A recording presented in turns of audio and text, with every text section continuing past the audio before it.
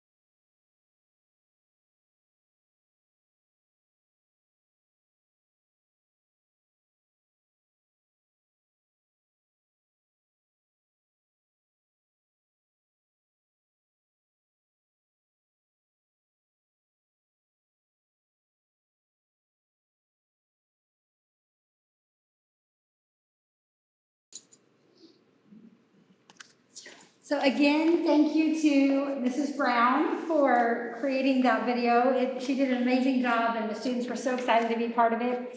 For those of you who haven't been to Kennedy ever or for a long time, we have the teachers leave their classrooms open for you. So I encourage you at some point tonight to take a tour and go around Kennedy. We've done a lot of things here to make it feel welcoming and more homey to the staff and the students, and we're very proud of how our students have done and how our staff has done and all the changes we've made in the last few years. So welcome, and hope you have a good evening.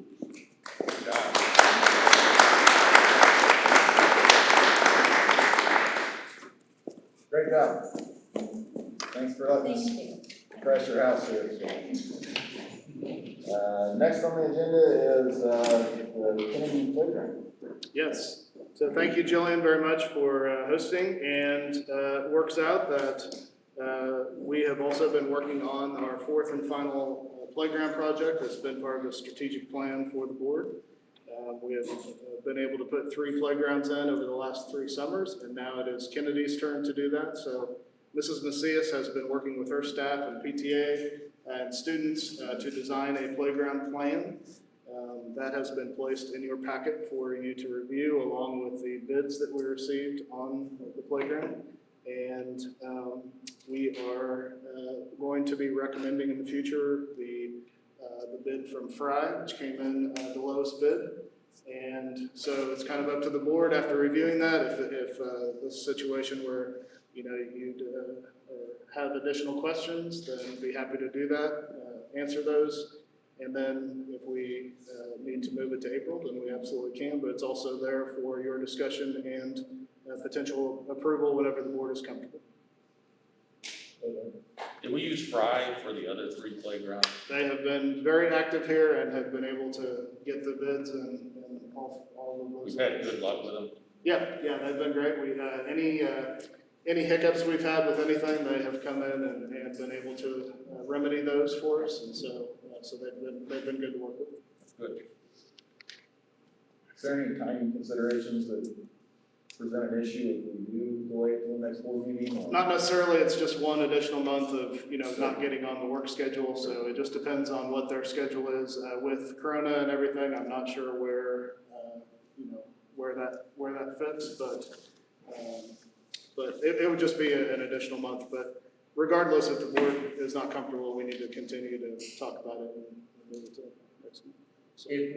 When is the construction, just as soon as they can get on it? Or Yep, they put us on their list to have it done, and we would obviously try to work with them to get that done this summer while students are not here, so that it would be ready to go in the fall. I'm comfortable. Yeah, me too. Jillian's done a research, we knew it was in the plan, and, just get on the agenda. Yep, we just like to give the board the, you know, option when it's the first time in front of you to, you know, to look at it again if you need to, so. Sometimes that's necessary and sometimes it's not. Well, I would accept that bid from Kidney Playground as presented in volume construction. Okay, we got a motion? I'll second. We got a second? So all those in favor, raise your hand. All those opposed, same sign. Okay, so you have playground. Thank you, appreciate it. And thank you to Mrs. Macias and Mr. Adams for working on that project and appreciate it. It looks like the next thing I have, Adam, is the ELA presentation. Yes, lucky for the board, they get to hear a lot from Dr. Kern tonight, so she will be tired here pretty quick. Lots to talk about. I'm gonna probably use this because my voice is not very loud. Okay, so as you know, we've been looking at ELA curriculum for the high school. And on our committee, we had our 9th grade teacher, Katie Ford, 10th grade teacher, Darla Carroll, 11th grade teacher, April Sanders, and 12th grade teacher, Holly Tornico, along with myself. And we need new curriculum at the high school because the curriculum that we had before Summit was 2007, which was pre-Common Core. It was very outdated. And in 2019-20, they used Summit, so it's time to get new curriculum. In 2017, new standards were developed, and Kansas stepped away from the Common Core and implemented the Kansas College and Career Ready standards, which are very similar to the Common Core. Then in 17-18, there were new standards for math and English language arts. First year of implementation was in 18-19, and then fully aligned standards in 19-20 with a new summative assessment. So this is great because the curriculum that we're looking at has been updated to these standards. So we've gone through the process, we created a team, we went through, you know, everything that we were going to be looking at. We looked at the research concerning ELA resources, then we started piloting resources, and in February, we looked at all 3 of them and discussed them, and then we're now in phase 6, where they have selected one that they like a little bit better than the other 2. They're all 3 great curriculums. So according to our Fast Bridge scores, the things that they really, felt like they needed some extra pieces for were decoding, multisyllabic words, understanding word parts, decoding word patterns, vocabulary, comprehension, and fluency. So we looked at those things in particular when we were looking at each of the curriculums. So we really need personalized learning and differentiated curriculum to meet the needs of every student. And especially through COVID and everything that we've been through, we've realized how important those online components are, whether we're in a pandemic or not. We need to have those available to each student. So we need that ability to access the curriculum both online and offline. So we also want engaging curriculum, of course, great literature, vocabulary strategies in there, comprehension strategies, fluency strategies, grammar skills, and both online and offline resources. And I've given you a handout kind of showing you the comparisons of these. So Ed Reports is the report that we looked at when we selected the curriculums that we were going to look at. And Ed Reports does a really good job of going through each of the curriculums and breaking it down by standard and category so that we can see which ones kind of come out on top. And it shows you where the deficiencies are and where they're stronger. So when we looked at into literature, it was all in the green, and we were only going to pick curriculums that were all in the green. So one of them that they picked was into literature, and you can see that in 9th, 10th, 11th, and 12th, it met standards by rating highly in the green. For text quality, building knowledge, alignment rating, and usability rating. We also looked at StudySync, and for 9th, 10th, 11th, 12th, and of course you can see that those are all in the green as well. And we looked at My Perspectives.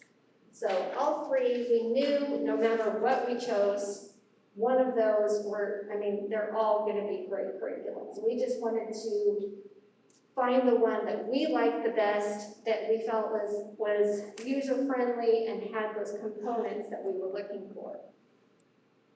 So the curriculum that made the cut, of course, were those three. Into Literature is by Houghton Mifflin, Harcourt, and then StudySync is McGraw-Hill, and My Perspectives is by Pearson. So in August, we were to pilot My Perspectives. And we got all our materials, and we had our training, we were ready to go. And the teachers came to me, and they were like, we know we don't want this one, because we've been in the platform, the readings are all PDFs, it's good stuff, but it's not engaging like we were looking for. And they felt terrible about it because we've already had all this stuff. And I said, I'm glad that you've discovered this before we started, because I'm not going to make you, pilot something that you know already that you don't want to pilot. So we went ahead and started into literature curriculum right away, and did that clear through the 9 weeks. And they really liked that one. And it was really hard to switch because piloting, they don't let you use it all year long, which is really hard, trying to learn a new curriculum and having to switch, with remote teaching and everything that was going on. So I commend those teachers for the hard work that they did, and they've learned a lot in this process, and they know what they like and what they don't like. So finally, in December through February, we started in with Study Sync. And so both of those were very fresh in our minds when we got to the end of a pilot. Then we collected some quotes from each one, and Into Literature looks like a lot more, and when I dug into that a little bit more, it separates their writing curriculum as a whole separate piece. So it was like 6,000 some per grade level in addition, where my Perspectives and Study Sync has that writing piece just already in there. But the Into Literature had an online writing piece as well. So that was added onto there, which made it a high number, as well as they had high PD as well, I believe. So I knew that number would really stick out. But in looking at those, we picked the one that was right in the middle. So we decided to compare Into Literature and Study Sync. So I'm not going to read through all of that, but I'm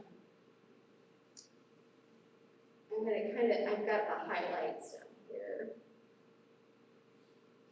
So I just simplified a little bit. So Into Literature, it has level resources, it's differentiated for all students, it's instruction for higher level learning, and it has an extended library. The Study Sync also has level resources, it's also differentiated for all students, it also contains instruction for higher levels of learning, and it has a level learning extended library. As we kept comparing, Into Literature, students enjoyed the stories, thought the program was a little bit harder to navigate, note-taking feature is good over here, and it can be accessed on computer or the textbook. In Study Sync, students enjoyed the stories, students thought that the program was easy to navigate, can be accessed on the computer, textbook, or mobile app, and videos increase the excitement. So they have little videos that are at the beginning of each unit that kind of get the students excited about the unit. Special education benefits, it allows for students to be put into the classroom while still being able to work at their level. So after we take Fastbridge assessments, if there's a student that may struggle with reading, they can actually click that by the student's name, and it just changes the Lexile a little bit so that it's easier for them to handle. And the student can change that as their MTSS groups change. So that was really cool. They will not be losing content knowledge in the time with peers if they were still being pulled out of the classroom. They can focus on those things that they're lacking in the resource room during intervention time, and it allows us to close the gap and make it bigger. So assessments, Into Literature had a reading diagnostic, tests, unit selection tests, practice tests, reading growth measurement, response to text assessment, and check for understanding. Study Sync had many of the same things: the readiness screener, reading comprehension, diagnostic, benchmark assessment, and level unit assessments.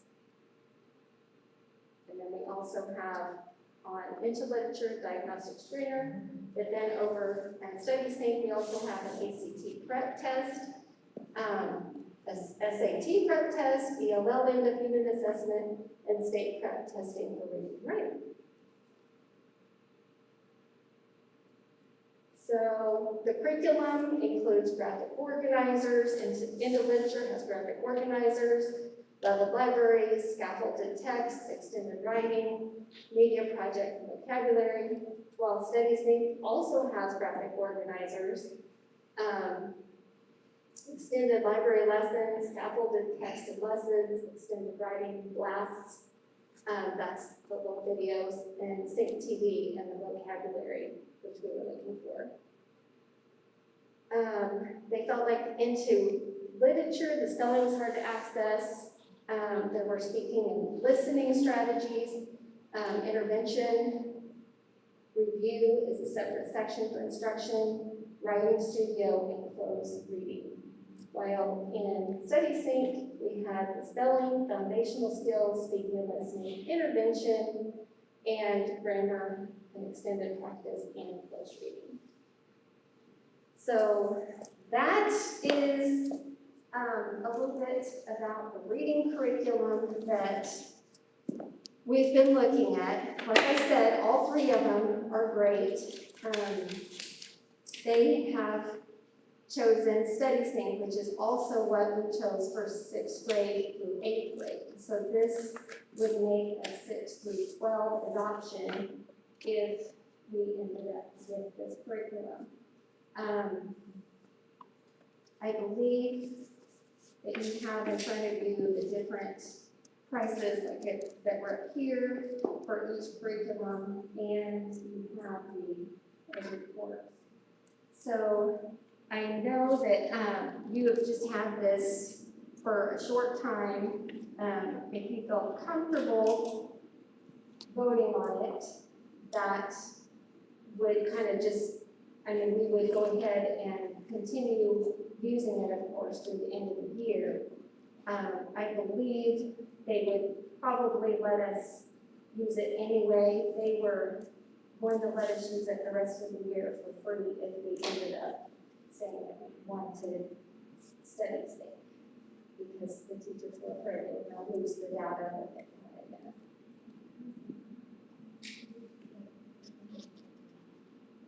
Okay, good point. This curriculum is for 6 years, and that was another reason that the my perspective is higher. It was a 7 year. So this one's for 6 and into the, my perspectives and this one for 6. Into the 7. Can you use COVID money to pay for part of it, because it's never been online? I don't know. What'd you say? No. No, because this would be,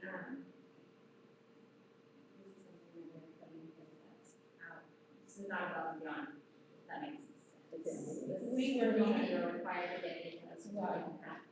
This is something we were gonna do regardless of whether Yes. COVID came along or not, so we have to be able to prove that it's currently. Sorry, because we, were But did we purchase some chosen curriculum to with do this. COVID We money got last time? some online curriculum. Yeah, virtual, that's right. Right, okay, that's what I wanted. Yeah, I see what you're saying, sure. Yeah.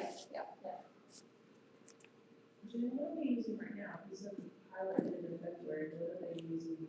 So right now, they're using some of their old curriculum, and they have some novels, and they've developed their own So, novels. you can go ahead and get it for the rest of the year. And you see some of the samples here beside you. These workbooks are unitized, where they can also have a great big workbook with all the units in it, and that's what they would like to have. So all of the different curriculum companies are doing this now, where you don't get a hardbound book, but you get a workbook that has all the units in it.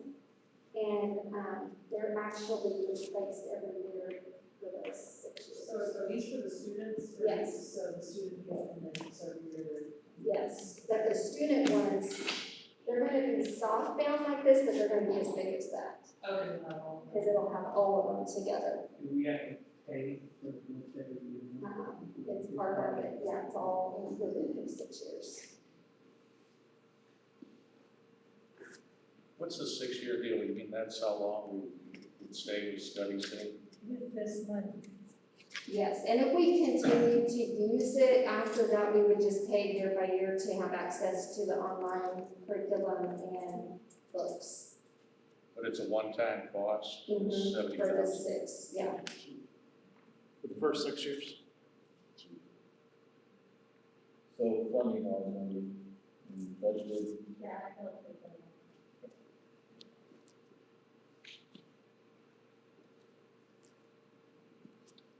I know we adopt WHSBA curriculum presented study session. Studies. I'll second. Okay, got a motion and a second, so all those in favor, raise your hand. All those opposed, same sign. All right, Thank you so much. We will get this ordered. Thank you. okay, looks like the next thing we have is the stimulus grant. Yes, last month, talked to the board about the ESSER two money that is coming in from the government. That is not the one that just passed through the US government within the last few days. This is the one prior to that. The district will be receiving $1.2 million as part of that ESSER two money coming from the feds. And last month, I had mentioned to the board that one of the ideas that we are especially excited about doing, obviously there have been students affected by COVID, and we're wanting to implement summer school in order to give kids some extra catch-up time. So I talked to the board about that last month. And also possibly funding both summer school and after-school programs for the next few years using some of that money. So this month, we spent quite a bit of time discussing how that would look. And we really felt like coming off of COVID that we really wanted to provide for all interested students. Obviously, COVID, typically in the past, summer school has very much been about catching up specific students that are behind, and those are typically the ones that are invited to a summer school type program. We feel very strongly that COVID has affected all students in some way or another, and we're not dealing with just a situation at this point where, we have some students behind from the year that, have had some issues. And so we very much want to offer some sort of summer school program for all students in the district, K through 12, that potentially their families would be willing to, participate in this. It is not something, obviously, that we can require by law, but it is something that we feel that we can help families and help students and provide this. So I believe in front of you, there's a flyer that gives a bit of information on some of the discussion that we have had over the last month. What we would like to do to make it as flexible as we possibly can for families is to have, try to split up all the sessions so that you can sign up for as little or as much of the summer as you possibly want to, or any family chooses to. So we would have both a June and July session, and then we would also have a morning and afternoon session, and offer that to all families. So if you are a family that, you work every day, and this is something that would really help you out, just like a school year does, then we would obviously offer that. You could take the June and July session all day. If you are someone that would prefer to have your kids do the mornings, and then your kids are dying to go to the pool in the afternoon, as all of our kids usually are, then you could choose to just do the morning or just the afternoon. Just try to make it very flexible for families so that they can sign up for as little or as much of that. So try to flex it as much as we can, and hopefully within all that we can create some really fun activities, not make it feel like a school day, really make it feel like a summer program where students are learning, but also having a lot of fun while they do it. I know our administrators and teachers are amazing at making things fun, so I have full confidence in their abilities of doing it. So those are kind of initial thoughts. What we would like to do, if the board is, obviously this is open for discussion, but what we would like to do with conferences starting tomorrow night is we would like to release a survey, just gathering information from our families, kind of getting an idea of what part of the summer they would be interested in, whether we have families that would like a lot or just partial parts of the summer, and just kind of get a feeling for that before we move on and work on staffing and some of those things. So Would there be meals included, like a breakfast and? yes, there would be. Yep, there would be meals included for families as well. So when you say all day, you're talking 8 to 3? Yeah, a typical school day type time period with just two different sessions of any any part you could be a part of. So we want to accept all students for as much of it as they're willing, them and their families are willing to be a part of. So, but also want it to be flexible so people don't feel like they're tied into everything. The summers, there's lots of things going on in the summer, and we want to be flexible to family schedules. So that's our initial thought, and just wanted to open that up and see if there were any thoughts on that before we go out and gather data from our families. Yes, So there's no, you don't get any credit for going to this, Well, at or the high, unless you're recovering. yes, so at the high school level, we would want to set it up so that there was credit recovery possibilities for our high school students to keep them on the track to graduation. But that wouldn't necessarily be as needed at the other levels. Okay, so likewise, there's no penalty for not going. Correct. Yeah, this is volunteer basis, but we would like to open it up to all students, regardless of age, for people who are interested in being a part. That way we feel like we've reached out to our families the best we absolutely can and also made it flexible for their families. Any other questions for Adam on that? You're wanting a motion so that you. No, I don't need one, I just wanted to get discussion from the board, so, yeah. We'll continue to gather further information and. Yeah, I like your idea on doing the survey, so we can kind of see what kind of participation we have. Yep. And you said you're gonna plan on doing that during conferences? We're gonna start that tomorrow night.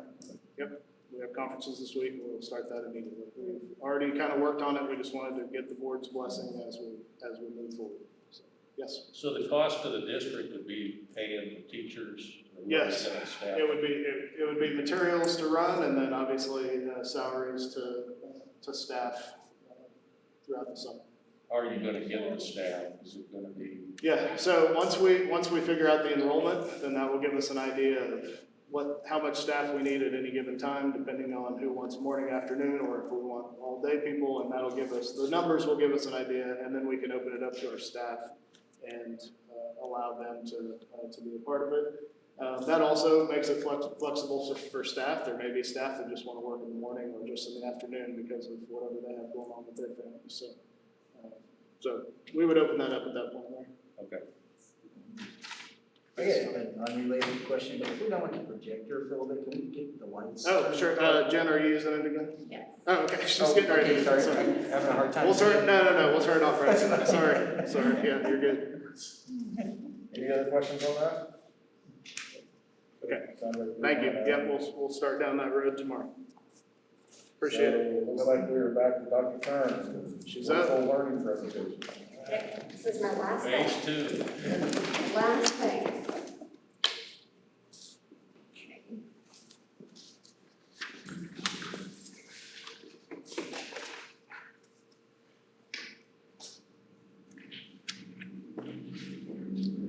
Okay, so since we're talking about ideas, we've got a virtual school committee together, and Pat and Carol are on this committee, along with Brianna Young, Stephanie Smith, Samantha Brown, Kristen White, Sarah House, Ryan Ewing, and myself.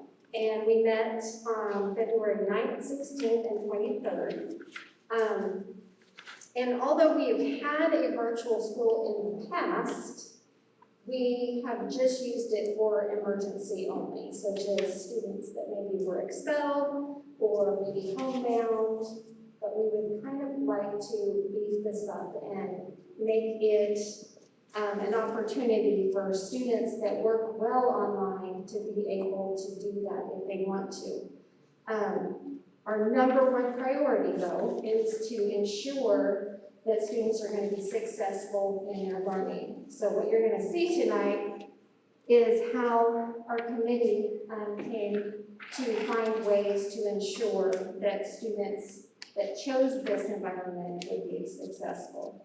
I have printed off the first 4 pages of our course catalog because that is still being created, as well as a website that we'll share with you if you choose to go with this. So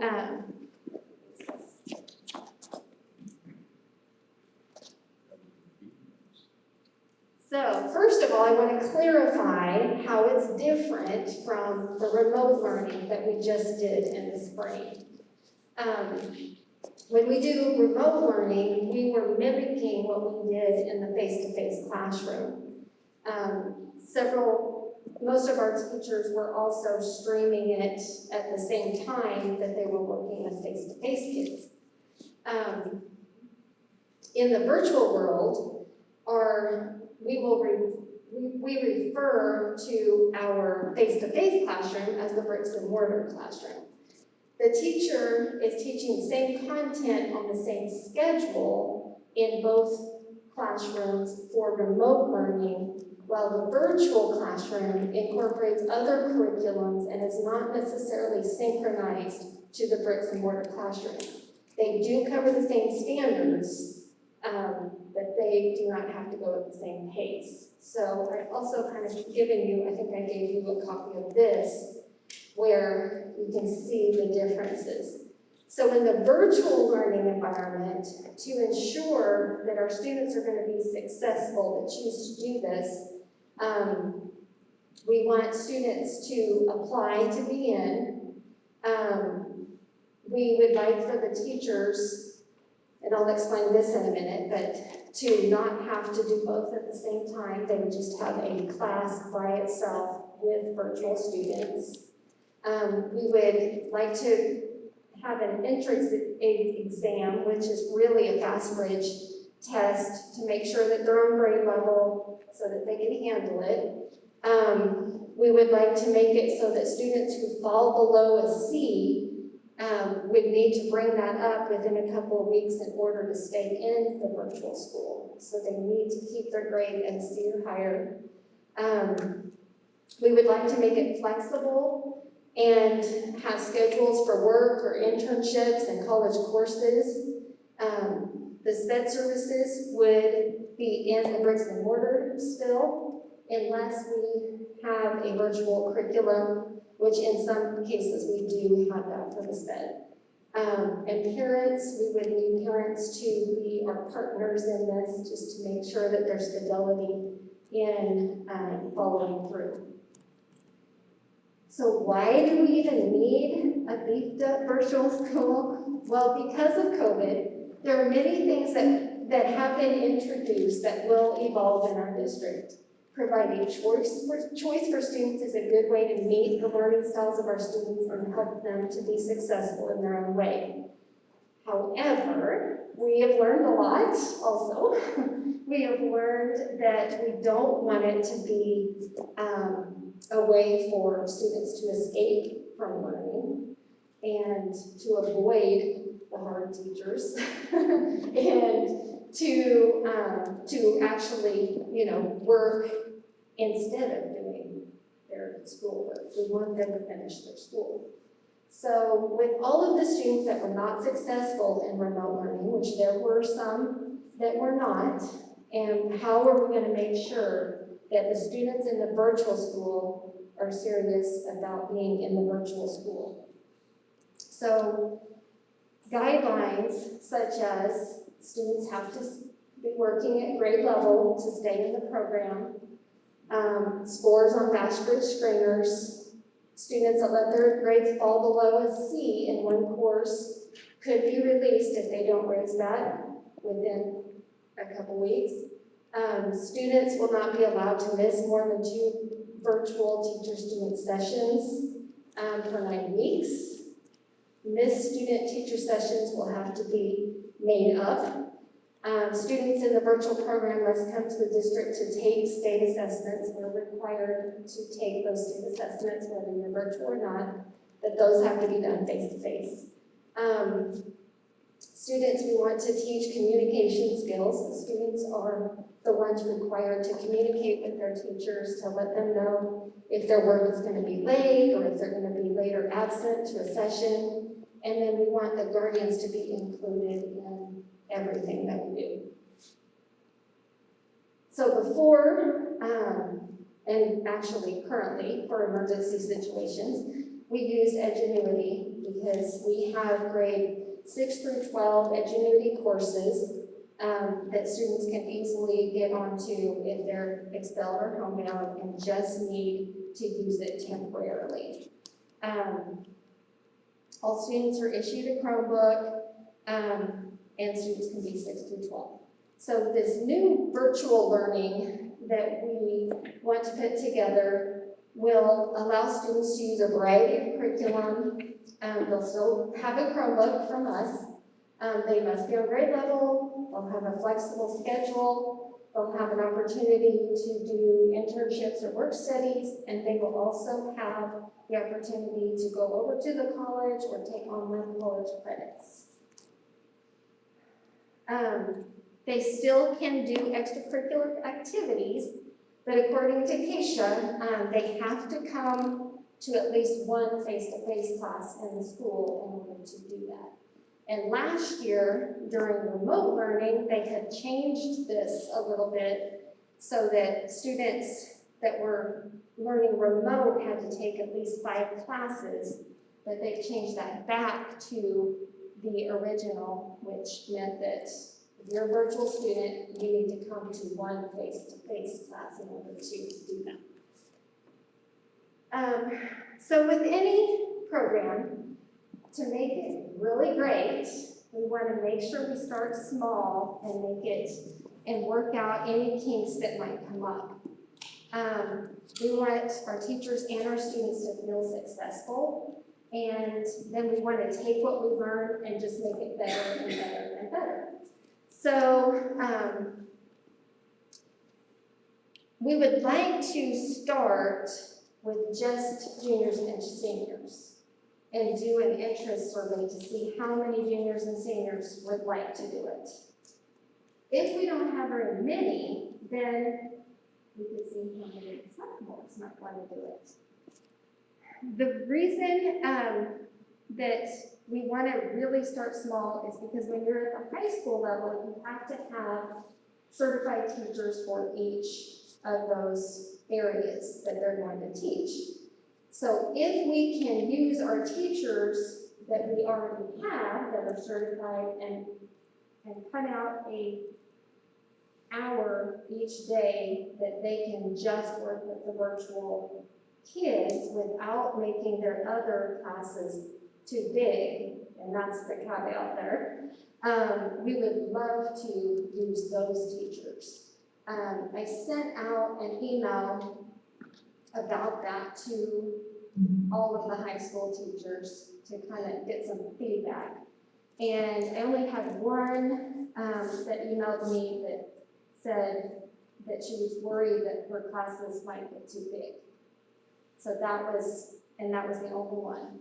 I had a couple others that were like, sounds great, you know, what do we need to do?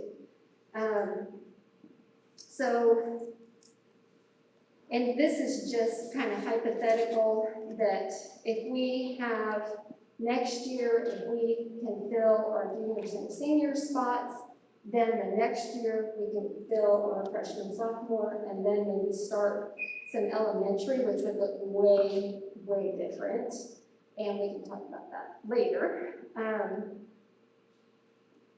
But we have all the curriculum now that we would need to either use it for face-to-face or online.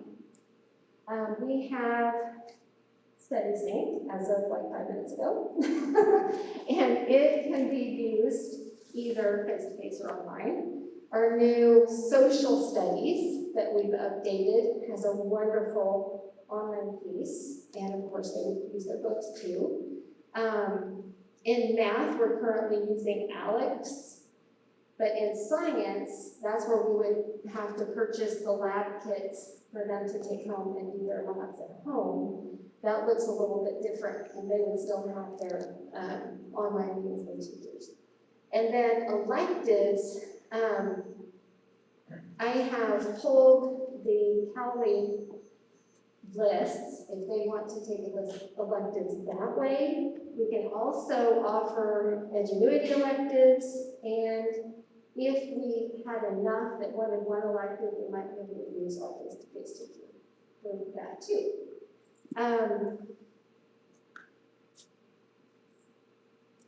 So we would, if we did this, we would want to send out an interest survey like tomorrow, because we've got to kind of get things rolling if we want to do this. And then we would want to end enrollment for the virtual by June, so we can make sure that we have everything in place. There would be a lot of work to do to get that put together. So,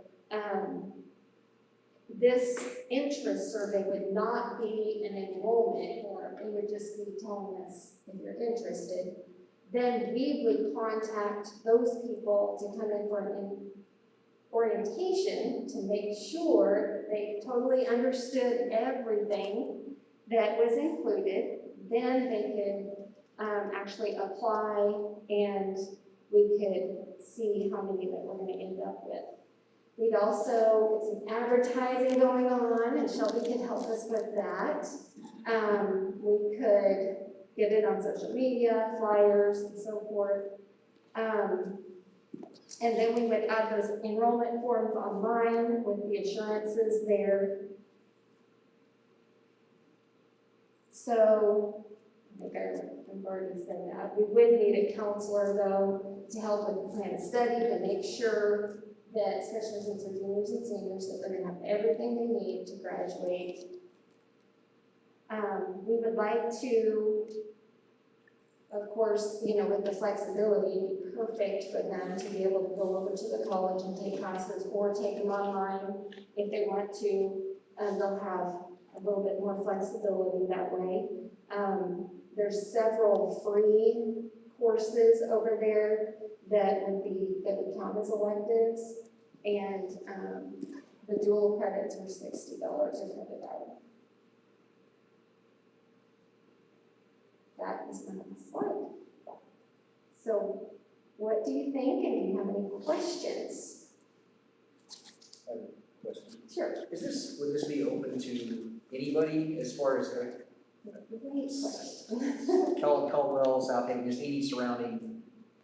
I would like to open it up to other districts after this first Yes. year, after we get it all streamlined. I think this would be a really great way to build our virtual school. So, yes, that would be the plan. But they'd still be required to come here for that face-to-face. If they wanted to If play they want sports, to yeah, play sports. you're right, if they want to play sports, they would have to. Or be in forensics or debate, or, you know, there are other. Right, yeah, other things besides just getting extracurricular. So we'd have to pay the enrollment fees plus the school fees to use, when you would have enrolled. That would be the, Oh, the same. yeah, it's the same, yeah, just the $100, yeah.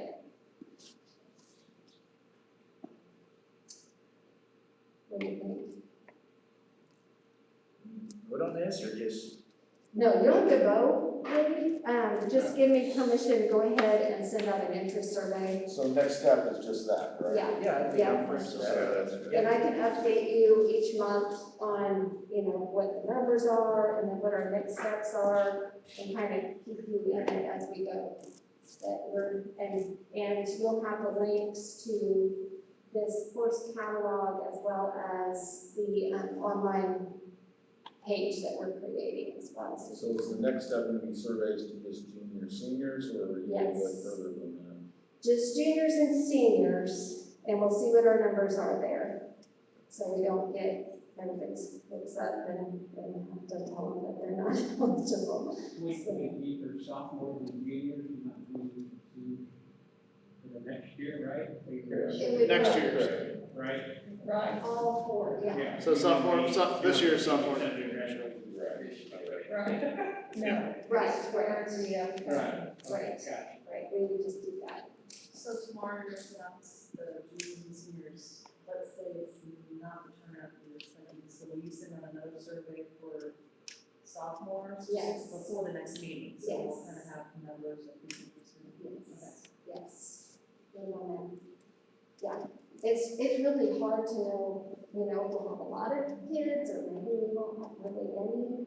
But, especially, you know, we've got a lot of stipulations on it, but I know we've got a lot of students that are really driven to get done, or, you know, they want to do these internships and, you know, other things, and so that would provide opportunities for them. So, okay, well, I will keep you updated, thank you so much. Thanks. Now we can turn the lights on. I think we're done with this. Thank you, Dr. Kern, and that is, that, we do have a board committee, obviously, she mentioned at the beginning with Carol and Pat advising from the board level on that, so appreciate them being a part of that, and continue those talks. Okay, looks like the next thing we have is the 21-22 calendar. Yes, this was actually on the board agenda last month, and then we tabled it in order to make some tweaks last minute, and so that is in your packet. It's the first time you are seeing it, and I realized this afternoon that I had just put the listed version in there, and so you do have since this afternoon the actual calendar version as far as months and dates, and so that all comes out of the calendar committee, which is represented by every building in the district and NEA and the administration, and so that is a joint process every year. And so this is up for discussion, and then you know, if you want further discussion, then we can put it to next month, or we can talk about it tonight. Yes, Larry? When I talked to you earlier, you were saying there's more in-service days. We did add 2 additional in-service days, based off of coming out of COVID. We really felt strongly that we have some things when we get everybody back solid together to get some things realigned, and we felt like we needed a couple extra days to make that happen. So that is something that we would like to, in the future, go back to where we were, but we felt like with the COVID needs, we really felt like we needed an extra couple days. Are we adding a lot of days? It seems like we're starting earlier, and we're going about the same, and then we're adding 15 minutes to the day, so how much more are we going? No, actually, that should not be down there. That hasn't been changed yet.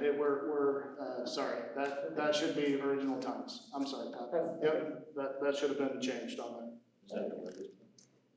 This is But we, Yes, and we actually, his has changed last month, this is last year. last year, that was. I was just. no, I haven't. I actually have it from today. It's not changed, so you're correct. Oh, okay. Yeah, that is a part That was what. Yeah, that just got put on there today. So Okay. those minutes will be taken off. That was actually discussed with the NEA in negotiations last year, so that will be mixed back to last year's times. Sorry about that. That's okay. But you're not needing to necessarily vote on that tonight. We could take that- If the board's comfortable, you're welcome to vote on it tonight. We are done with it besides the times, changing that back, and then we are ready to go. So it's up to whether you want to continue to discuss it or if you're comfortable with what the committee is presenting you. Are we starting earlier because we added in service days? No. It seems like we did last year. Well, how do they make up the 2 in-service days? So you got 2 more in-service days. Right, and where do you find those days? Are you starting earlier? It'll push it a little bit earlier, yes, on Okay. those first couple of days, yes.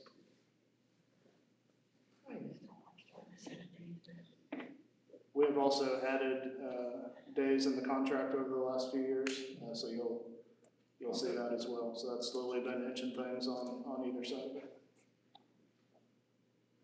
Any other discussion on that? Well, I feel like the committee has met, representatives for teachers and administration, the people who are most affected by this. There's not gonna be a change in it, is there? I would have to take it back to committee. This is a joint process, so this is not just myself. So anything that the board wanted to rediscuss would need to go back to that committee. I move we accept the school calendar presented I'll for second. 2021 school year. Okay, got a motion and a second. All those in favor, raise your hand. All those opposed, sign. Okay.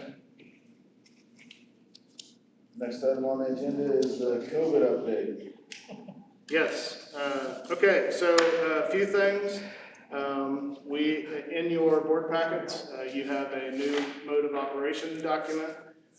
As we presented to you whenever we put elementary back in January, the board voted to make that happen. So tonight, a few things that we've been working with, obviously the state released guidelines on getting secondary schools back in place. And also been working with our local medical panel on taking those guidelines and what it means for us as a community. And so a few things that are on that mode of operation document that requesting approval on tonight, if the board is comfortable, is some major changes are to have temperature checks stop after spring break. Holly is here this evening. If you have any questions on that, we've had very few students that have actually been scanned through temperature checks and had a temperature that we've had to send home. We have had some, but it's been very few. The few that have been sent home have not then turned around and become positive with COVID in the future. It's been more of a fluke thing. So that is something that a lot of districts have slowly suspended over time, and we are recommending that for after spring break.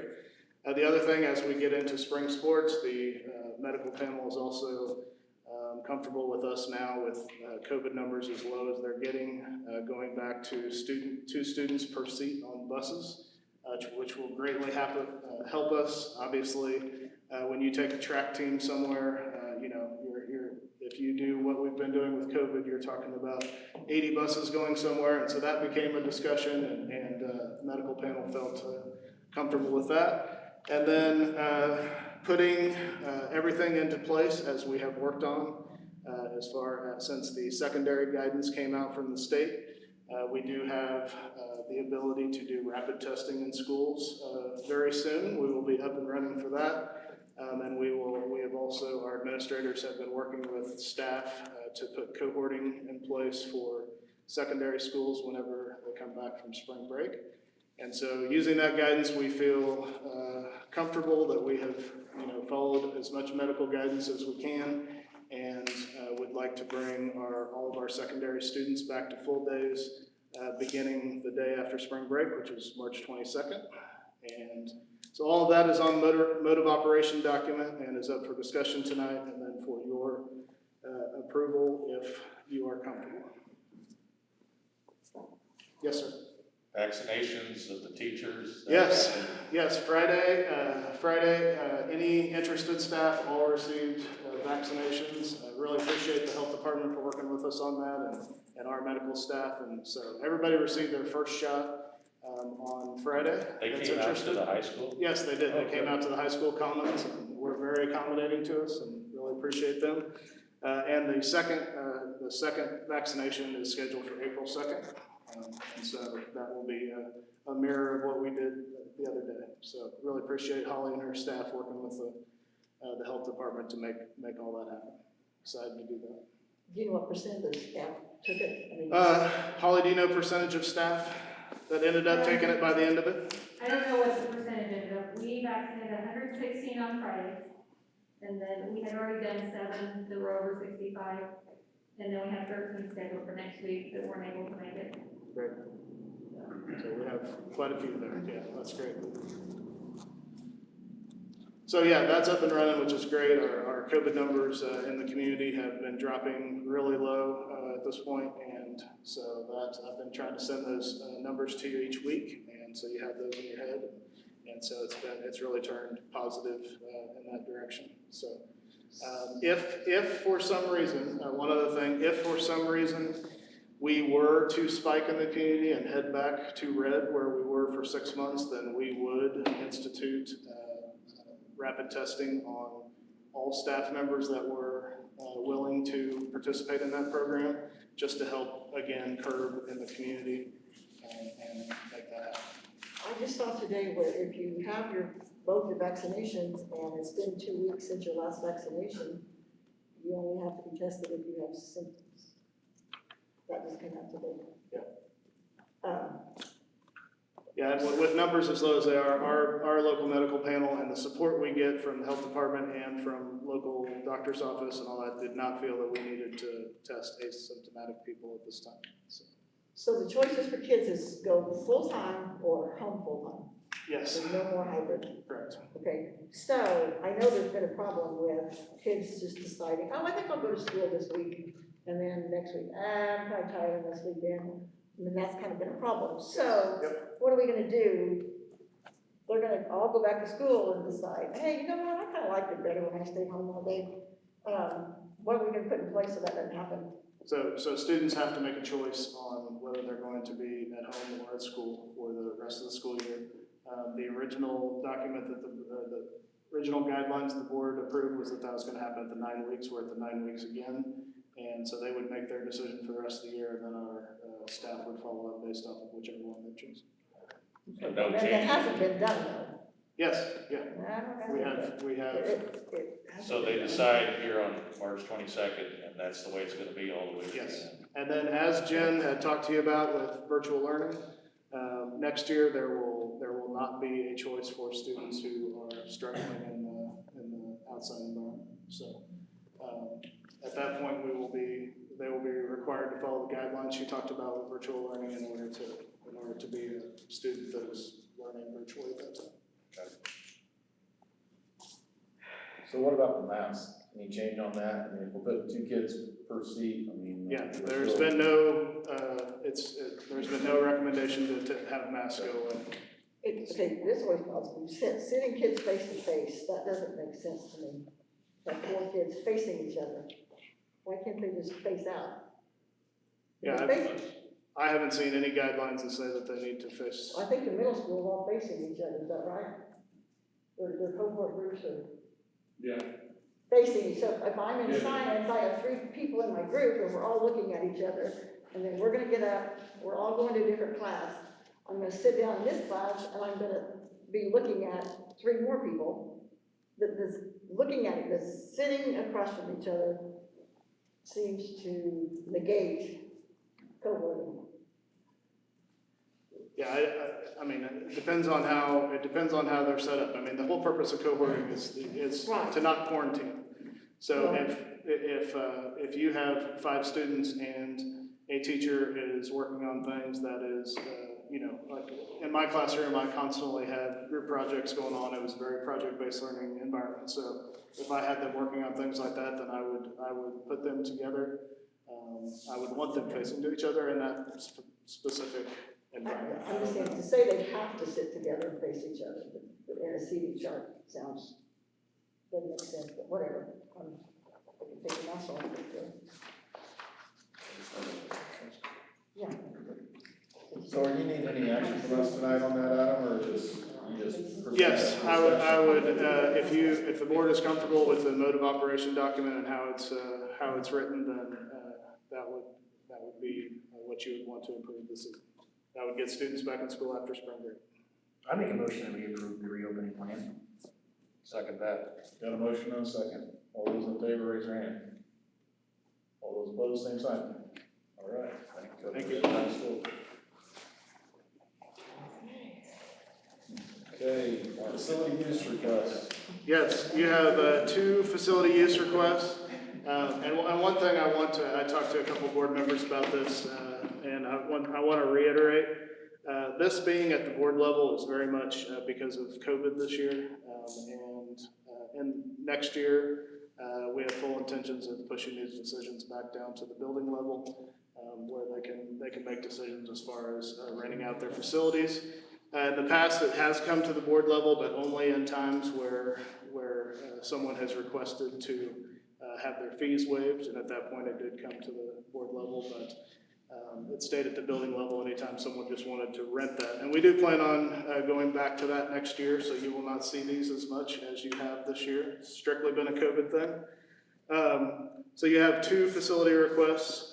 Jenny Holman had emailed the board and is interested in having a dance recital in the high school auditorium, and is willing to obviously follow whatever COVID guidelines that Dr. Hood and his staff present as far as the district COVID guidelines to them, and so that is one of your facility requests. And then the second facility request came in this month from Zach Abina and Kaylee Tucker, who are running an MAYB team and are interested in using some of our facilities in order to make that happen.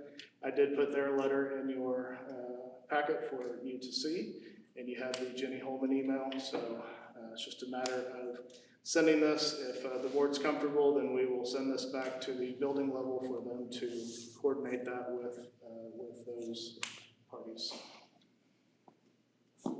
Neither one of these are requesting that the fees be waived. No, correct. Yep. This is not one you would see next year, when we're not going to do it, so. Well,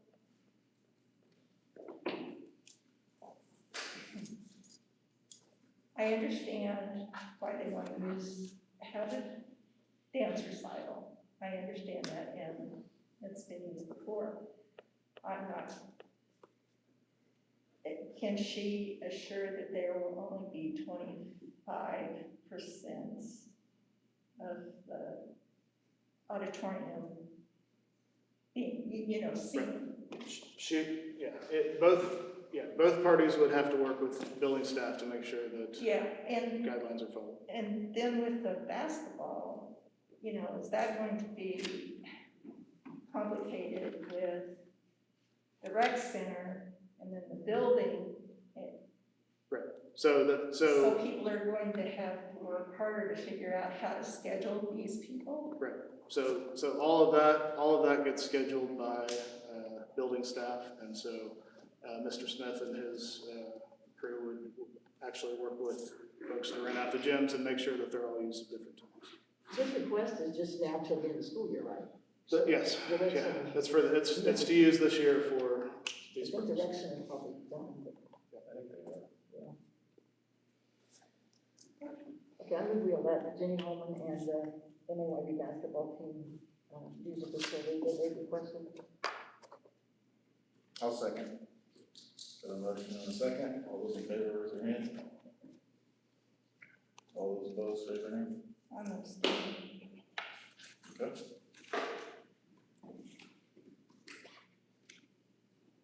Next thing on the list is energy audit. Yes. For high school. So last month, the board approved for DCS to do a facilities plan for the district. Since then, we did the facilities committee, thank you to Tom and Larry. Facilities committee did meet with DCS and get them started on our district, so they will start over the next couple months obtaining information and moving forward. At the end of that discussion last month, it was also brought up, we had met from ESP, Brad Ray, and came and presented to the board a couple of months ago. And it was mentioned that they had mentioned that they would be willing to do an audit on the high school.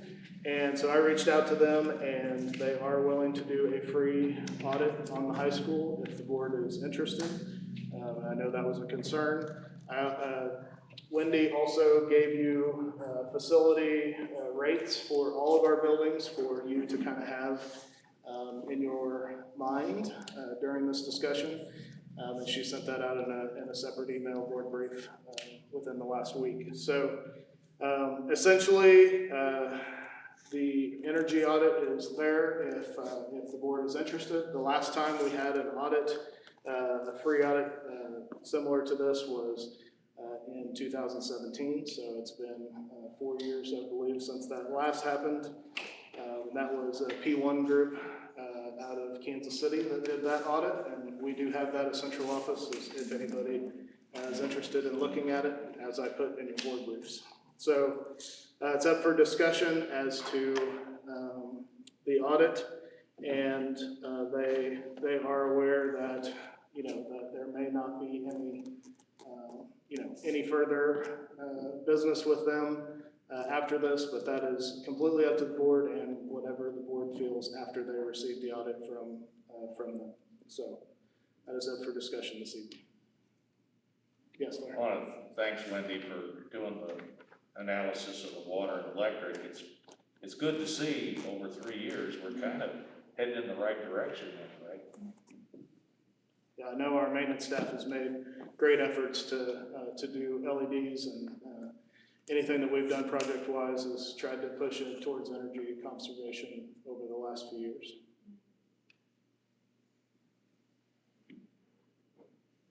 Any other discussion on that, or?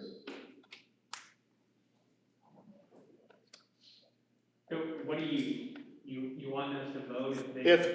It's up for discussion, so I'm bringing the information back to the board and it's up for discussion as To have to, them do, so you need a vote to have them do a if, pre-audit? yes, if we're going to move forward, then I would need a vote at that time, yes. Well, with.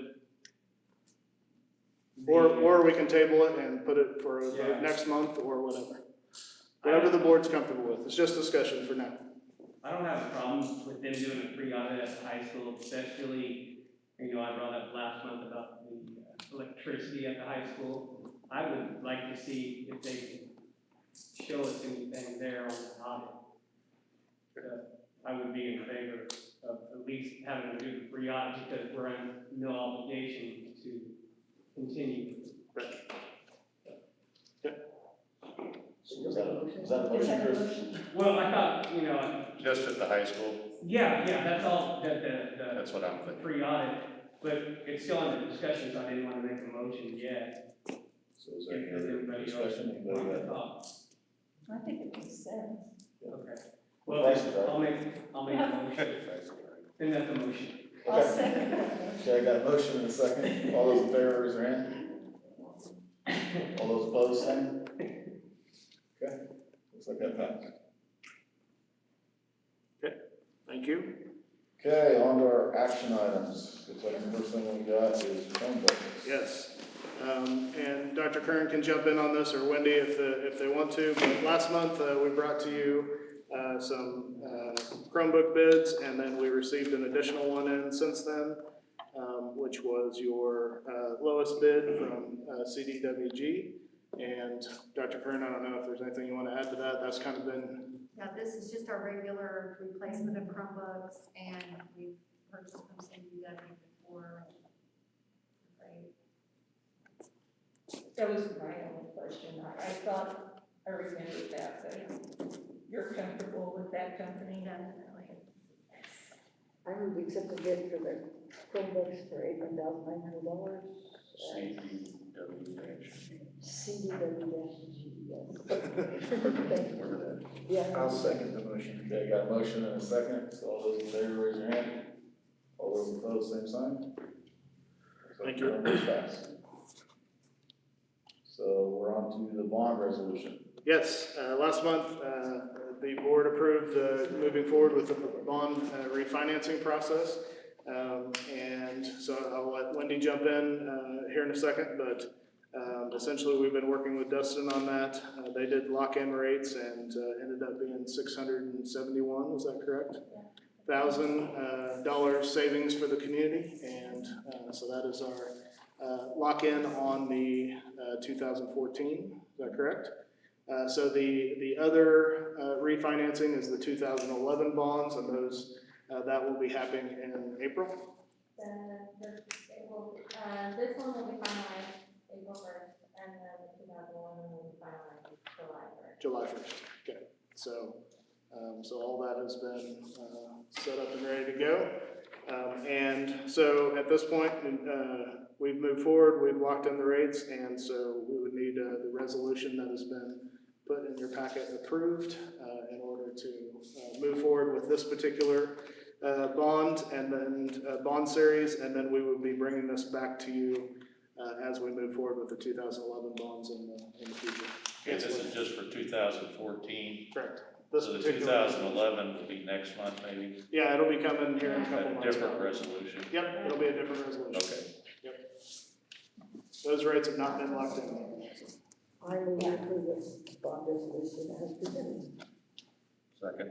Got a motion and a second to approve the bond resolution. All those in favor, raise their hand. All those opposed, same sign. Bond resolution passed. Thank you. Food service Yes, last month, the Food Service Committee had recommended to the board, and appreciate Chris being on that committee, had recommended to the board for the food service to accept a food service waiver, which would allow us to continue our deal with OPA for one more year before we go to bids, whereas this year we were originally supposed to go to bids, but this is a COVID waiver that we accepted, and so the board accepted that last month. This month, we would need the addendum to the contract officially approved by the board so that we could officially add that to the contract. And that has been placed in your packet for anything prior to. Yes, Larry? This is up about 3% over last year. Yep, it's the usual maximum amount that they can do by law. And as we talked, we're really not getting paid for any lunches much this year. Right. But we're getting paid back. Right, but we're still responsible for We paying gotta our pay contract OPA. part. Yep, because they're still providing lunches. But yes, but it's being covered by the federal government this year. Okay. I move that we approve the addendum as presented for food service. I'll second. Okay, got a motion and a second. So all those in favor of the motion, raise your hand. All those opposed, same sign. Sorry. My lifesaver about killed me there. Uh-oh. Great life. Oh, man. Next thing on the agenda is the restructuring discussion. Yes, so last month, I presented the outcome of the class size discussion that happened in our schools. Our administrators did an amazing job of working with both their staff and their site councils to have those discussions and come up with provide us data that allowed us to come up with an average class size for the community based off of both taxpayer feedback and site council feedback and staff feedback based off of their professionalism over the years. And so at that time, the board requested that we send that out to the community and allow them to give us any feedback. We didn't really get much feedback or any feedback from that, but it did go out for everybody to see. And so as part of the restructuring process, would like the board to approve these class sizes. This will allow us to implement these into the district and spawn conversations for the future to try to maneuver classes to the levels that our community and our staff are comfortable with. And that this is really a driver on both sides of things. This very much allows administrators to really, it allows the district to really make sure that class sizes are in good shape regardless of the situation. Whether class sizes are too low in some areas, strategies to fix that. Also on the other side, if class sizes are too high in some areas, at this point in the district, it allows us to have those discussions too. So, and try to come up with this average and make it based off of what the community and our staff are comfortable with. After this, if the board approves these, then our administrators will take these back to their site councils, and they will start having discussions as to how this currently looks in their buildings, and kind of have a building discussion on how this is going to affect them, and get the conversation started with site councils and staff. So looking for approval for those class sizes for restructuring purposes this evening. I move we accept the recommendation class sizes. Okay, got a motion? I'll second it. Second. So all those in favor, raise your hand. All those opposed, same sign. Thank you very much. Motion passed. Okay, looks like we're ready for administrative reports. Any admin want to share anything, or any board members have anything they have any questions for our administrators? Now you get to hear from them pretty much monthly the way we've been doing this, so makes it, you've had more contact with them than normal, so. Okay. Any questions about any of the reports they provided to you? Seeing none, guess we're moving on to executive session. Yes. Make a motion that we go into an executive session for 35 minutes to include Adam, the administration team, and the parents that had contacted Mr. Hatfield. We'll start the executive session at 7:30. The regular meeting will resume at 8:05. Okay, thank you. Got a motion and a second? Second. Got a second? All those in favor, raise your hand. Where are we going? All those opposed? Okay. Start at 7:30. 7:30. 2-minute break.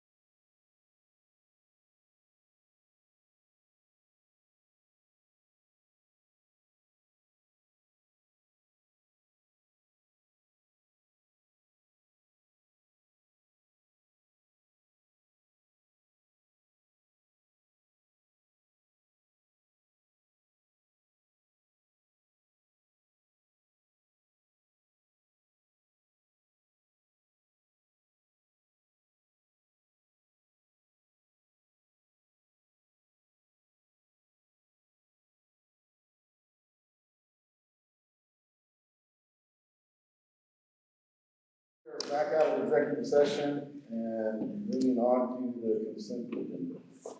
Approve the minutes of the February 8th meeting, approve payroll and bills, payroll $1,047,528.18, bills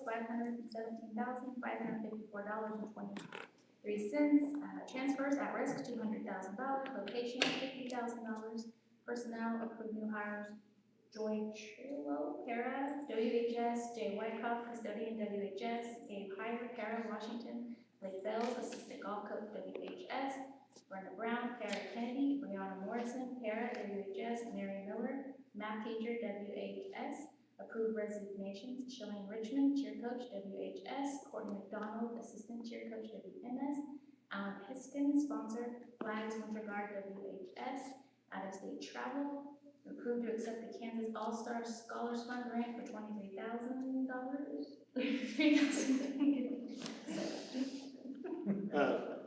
Can I pause real quick before we get a vote? It just dawned on me that in my briefs, I left out this out-of-state travel piece unless you sent that to them separately. Okay, so Shelby is wanting to attend a national public relations conference, and so we're wanting to send that her to that. And obviously a decision would be made if COVID guidelines were bad in that area at that point. So I apologize, that should have been in there and it was not, so I wanted to make sure you had that before you voted. And one thing, and this may be correct, I don't know, but I was at a middle school golf meeting for parents, and Blake was gonna be in middle school golf, which is he high school also? I might have. He may be both, I don't know. I could check, and that'll be. Shelby made a mistake. Correct, I know. Personnel, right? Probably not that big a deal, it's an in-person. Well, we might wanna just make sure. Oh, yes, it's not.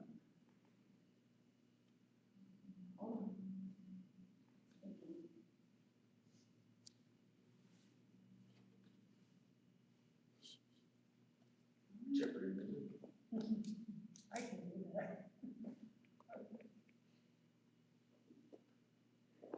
It is.